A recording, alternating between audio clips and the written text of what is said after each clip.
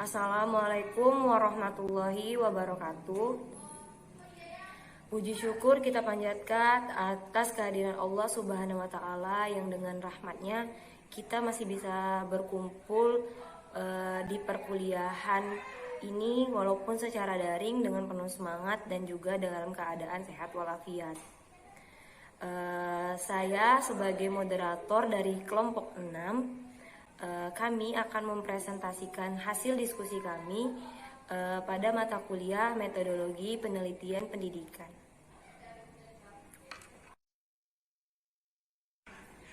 Baiklah, kami dari kelompok 6 yang beranggotakan saya sendiri, Berlian Anggraini dengan NIM 19031068 dan dengan anggota lain Fani Fadilah dengan NIM 19031074 dan juga Nur Aini 19031096 akan mempresentasikan hasil diskusi kami dengan materi jenis-jenis penelitian. Untuk soal nomor 1 dan nomor 2 akan dijawab langsung oleh saudari Aini. Kepada saudari Nur Aini dipersilakan. Baiklah, terima kasih moderator. Saya Nur Aini akan menjelaskan mengenai rumusan masalah atau pertanyaan yang pertama, yaitu jelaskan dengan contoh pengertian dari penelitian historis, penelitian deskriptif, dan penelitian survei. Yang pertama yaitu penelitian historis. Penelitian historis adalah salah satu jenis penelitian yang hendak mengkonstruksi kondisi masa lalu secara sistematis, objektif, akurat, yang mana dalam penelitian ini bukti-bukti dikumpulkan, dievaluasi, dianalisis, dan disintesiskan. Selanjutnya, dengan bukti-bukti itu dirumuskanlah suatu kesimpulannya. Kadangkala penelitian jenis ini digunakan untuk membuktikan hipotesis tertentu.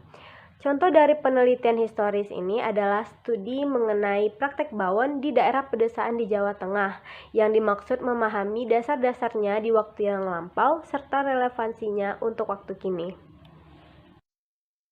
Studi ini dimaksudkan juga untuk mentes hipotesis bahwa nilai-nilai sosial tertentu serta rasa solidaritas memainkan peranan penting dalam berbagai kegiatan ekonomi pedesaan. Selanjutnya adalah penelitian deskriptif. Penelitian deskriptif adalah salah satu bentuk penelitian yang ditujukan untuk mendeskripsikan atau menggambarkan fenomena-fenomena yang ada, baik fenomena alamiah maupun fenomena buatan manusia. Fenomena itu bisa berupa bentuk, aktivitas, karakteristik, perubahan, hubungan, kesamaan, dan perbedaan antara fenomena yang satu dengan fenomena yang lainnya. Contoh dari penelitian deskriptif ini pada bidang pendidikan sering digunakan untuk menilai pengetahuan dari anak didik terhadap pemahaman suatu materi atau bahan ajar yang diberikan oleh guru atau dosen. Selain itu, penelitian deskriptif juga digunakan untuk melihat sebaran nilai atau IPK dari mahasiswa. Selanjutnya, penelitian survei. Penelitian survei adalah suatu metode penelitian yang digunakan untuk memecahkan masalah sesuai dengan pertanyaan yang sudah diajukan atau sesuai dengan masalah yang sudah diamati. Penelitian survei juga berarti suatu penelitian yang dilakukan untuk menilai kebutuhan dan menetapkan tujuan atau untuk menentukan apakah tujuan tertentu telah terpenuhi. Contoh dari penelitian survei ini adalah hitungan sampel terbatas seperti jumlah siswa dalam satu sekolah, jumlah bangku dalam ruangan kelas, dan jumlah guru yang sudah sarjana, dan seterusnya. Baiklah, kita lanjut pada rumusan masalah atau pertanyaan pada poin nomor 2, yaitu jelaskan dengan contoh pengertian dari penelitian ex post facto, penelitian kualitatif, dan penelitian analisis isi. Yang pertama yaitu penelitian ex post facto. Penelitian ex post facto adalah penelitian yang meneliti hubungan sebab akibat yang tidak dimanipulasi oleh peneliti. Adanya hubungan sebab akibat didasarkan atas kajian teoritis bahwa suatu variabel tertentu mengakibatkan variabel tertentu. Penelitian dengan rancangan ex post facto sering disebut dengan after the fact, artinya penelitian yang dilakukan setelah suatu kejadian itu terjadi. Disebut juga sebagai retrospective study karena penelitian ini merupakan penelitian penelusuran kembali terhadap suatu peristiwa atau suatu kejadian dan kemudian merunut ke belakang untuk mengetahui faktor-faktor yang dapat menimbulkan kejadian tersebut. Contoh dari penelitian ex post facto ini adalah banyak mahasiswa yang berencana studi ke Amerika harus mengambil tes TOEFL. Dari tes ini kita dapat melihat hubungan skor mahasiswa dengan tes. Skor masing-masing mahasiswa dapat dibandingkan dengan skor mahasiswa yang lain. Di sini juga dapat dilihat apakah semua mahasiswa yang memiliki skor tinggi pada tes juga dimiliki oleh mahasiswa yang lain. Selanjutnya, penelitian kualitatif. Penelitian kualitatif adalah suatu prosedur penelitian yang menggunakan data deskriptif berupa kata-kata tertulis atau lisan dari orang-orang dan pelaku yang dapat diamati. Kualitatif berarti sesuatu yang berkaitan dengan aspek kualitas, nilai, atau makna yang terdapat di balik fakta. Kualitas, nilai, atau makna hanya dapat diungkapkan dan dijelaskan melalui linguistik, bahasa, atau kata-kata. Contoh dari penelitian kualitatif ini yaitu penelitian dengan judul Eksistensi Kampung Wisata Batik Laweyan dan dampaknya terhadap kehidupan sosial ekonomi masyarakat Laweyan, Surakarta merupakan penelitian yang akan mengungkap perubahan sosial ekonomi masyarakat. Oleh karena itu, bentuk penelitian yang digunakan dalam penelitian ini adalah penelitian kualitatif dengan metode deskriptif. Selanjutnya, penelitian analisis isi. Penelitian analisis isi merupakan metodologi dalam penelitian yang bertujuan untuk mempelajari dan menganalisis komunikasi secara sistematik, objektif, dan kuantitatif terhadap pesan yang tampak. Analisis isi merupakan penelitian teks dengan memahami makna dari teks, menginterpretasikan, dan memberikan kesimpulan. Dalam proses analisis tersebut, teks tidak terlepas dari konteks, melainkan peneliti menghubungkan teks tersebut dengan berbagai kemungkinan konteks yang ada. Contoh dari penelitian analisis isi, misalnya mengenai hubungan orientasi kebijakan pemerintah dengan jenis pemberitaan di media massa. Juga dapat dibuktikan pada zaman pemerintahan Orde Baru yang berorientasi pada pembangunan ekonomi, maka isi berita lebih ke bidang pembangunan ekonomi. Sedang pada zaman Orde Lama yang pemerintahannya lebih berorientasi pada pembangunan politik, maka isi beritanya juga berorientasi politik. Sekian penyampaian materi dari saya kembalikan kepada moderator. Baiklah, terima kasih kepada Nur Aini yang telah menjawab pertanyaan nomor 1 dan nomor 2. Untuk pertanyaan nomor 3 dan nomor 4 akan saya jawab sendiri. Pertanyaan nomor 3, jelaskan dengan contoh pengertian dari penelitian kasus dan lapangan, penelitian perkembangan, penelitian pengembangan, dan penelitian teoritik. Baiklah, untuk pertanyaan nomor 3 tadi akan saya jawab yaitu apa sih penelitian kasus dan penelitian lapangan? Penelitian kasus sendiri adalah penelitian yang mempelajari secara intensif unit-unit sosial tertentu, baik yang ada di lingkungan masyarakat, baik di lingkungan sosial, baik di lingkungan kelompok, lembaga, dan lain-lain. Sementara penelitian lapangan sendiri adalah penelitian yang dilakukan secara langsung, di mana peristiwa-peristiwa yang terjadi dapat kita lihat secara langsung dan menjadi cross-check sendiri bagi diri kita terhadap bahan-bahan yang telah kita siapkan. Contoh dari penelitian kasus dan penelitian lapangan ini adalah penelitian mengenai kemampuan peserta didik dalam pembelajaran di luar kelas. Selanjutnya adalah penelitian pengembangan, yang mana dalam bahasa Inggrisnya yaitu Research and Development. Di mana penelitian ini sendiri pertama-tama kita mengumpulkan banyak informasi tentang produk yang akan kita teliti. Selanjutnya kita akan mengembangkan produk tersebut dan mengkaji keefektifan dari produk tersebut. Nah, contoh dari penelitian ini sendiri adalah penelitian pola-pola laju pada pertumbuhan. Selanjutnya penelitian teoristik. Penelitian teoristik adalah penjelasan mengenai fenomena atau ide yang mungkin kesimpulannya tidak langsung diterapkan secara nyata. Dan penelitian teoristik ini juga mengarah pada kemajuan pengetahuan. Berikut ini adalah sumber referensi yang kami dapatkan terkait permasalahan pada nomor 3. Untuk pertanyaan selanjutnya, pertanyaan nomor 4, yaitu jelaskan dengan contoh pengertian dari penelitian rekayasa, penelitian kebijakan dan evaluasi, penelitian tindakan, dan penelitian eksperimen.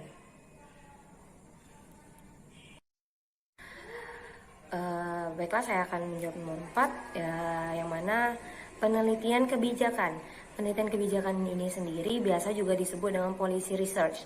Karena penelitian kebijakan ini biasanya digunakan untuk mendukung kebijakan-kebijakan baik pemerintah ataupun juga kebijakan-kebijakan mengenai kepentingan studi. Contoh dari penelitian ini sendiri adalah penelitian metode evaluasi kebijakan pendidikan. Selanjutnya adalah penelitian evaluasi. Penelitian evaluasi ini adalah penelitian yang dilakukan untuk membandingkan program ataupun proyek yang telah kita lakukan apakah sesuai atau tidak dengan rencana yang telah kita buat di awal. Nah, penelitian evaluasi ini sendiri dilakukan dengan cara yang pertama, yaitu kita mengumpulkan banyak informasi. Setelah itu kita menganalisis, kemudian kita mengkaji apakah data-data yang telah kita kumpulkan tadi sesuai dengan analisis yang telah kita lakukan. Setelah itu kita akan memberikan kesimpulan dari hasil kajian kita tadi dengan memberikan nilai-nilai positif terhadap penelitian yang akan kita lakukan. Nah, contoh dari penelitian ini sendiri adalah penelitian pendidikan di masa COVID-19. Selanjutnya adalah penelitian tindakan. Penelitian tindakan ini biasanya juga disebut dengan penelitian aksi atau gerakan. Kenapa disebut demikian? Karena penelitian ini dilakukan dengan cara sengaja dan untuk tujuan tertentu. Contohnya adalah penelitian tindakan kelas diagnostik.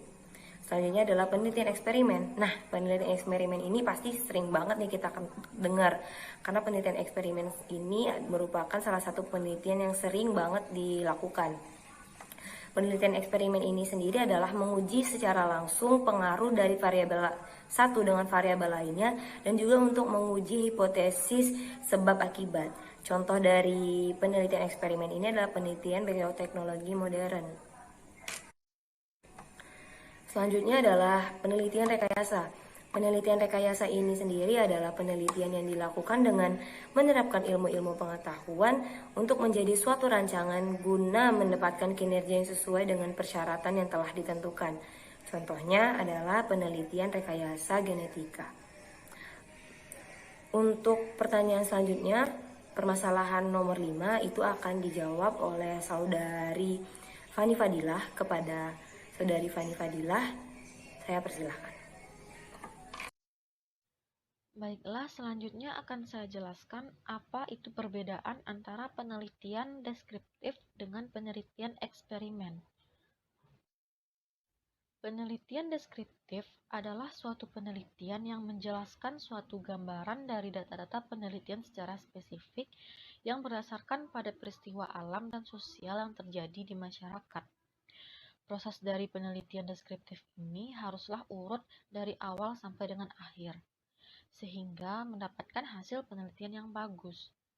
Penelitian deskriptif berkaitan dengan pengkajian fenomena secara lebih rinci atau membedakannya dengan fenomena lain.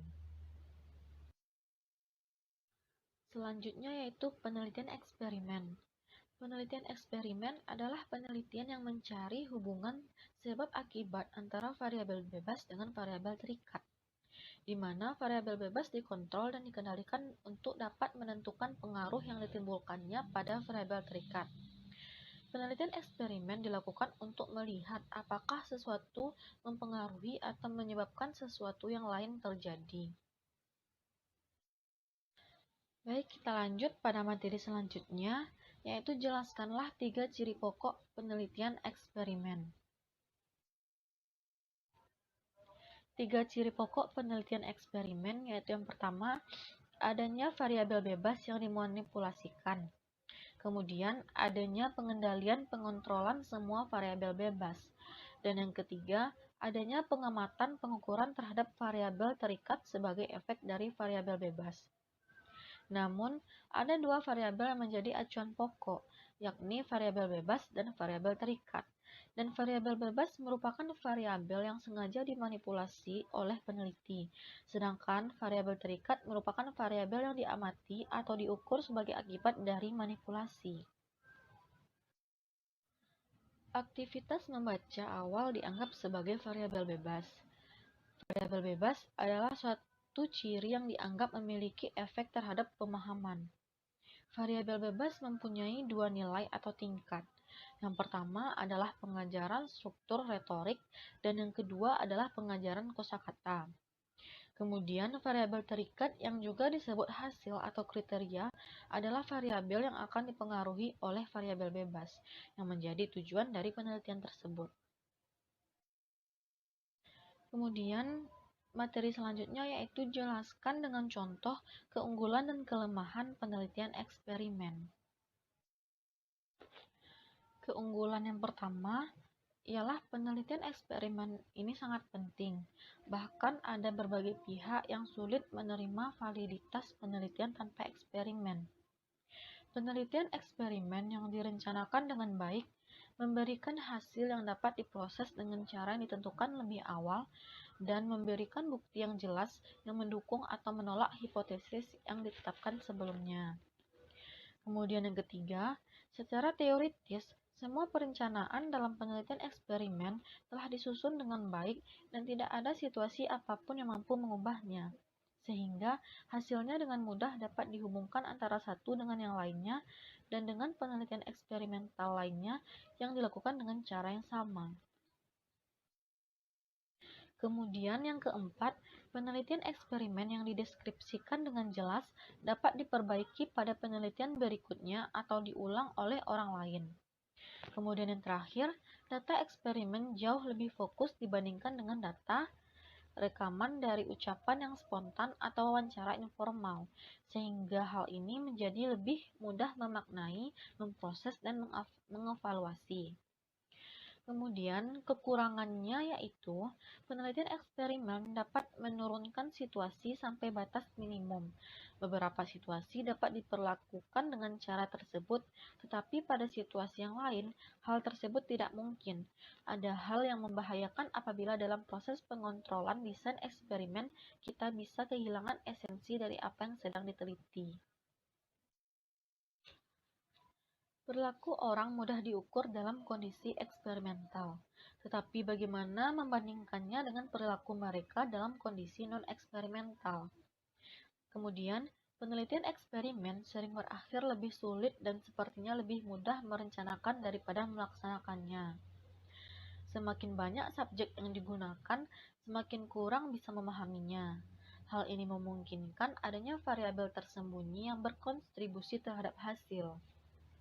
Eksperimen terhadap orang selalu menghadirkan variasi yang tidak dapat dijelaskan daripada eksperimen yang dilakukan pada tikus putih atau botol-botol yang berisi potasium dan dapat memberikan hasil yang ambigu.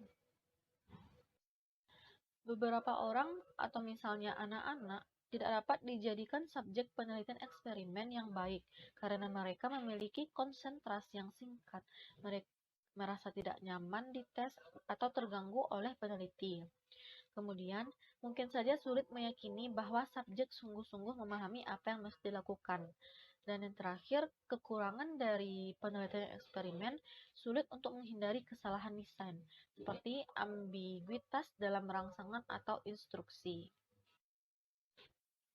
Dan berikut ialah salah satu contoh dari penelitian eksperimen yang berjudul Pengaruh Kecerdasan Emosional Terhadap Kinerja Karyawan. Baiklah, sekian materi dari saya. Selanjutnya saya kembalikan kepada moderator. Sekian presentasi dari hasil diskusi kami terkait beberapa masalah dan juga solusi-solusi yang telah kami kemukakan. Jika ada kekurangan ataupun kesalahan, kami mohon maaf.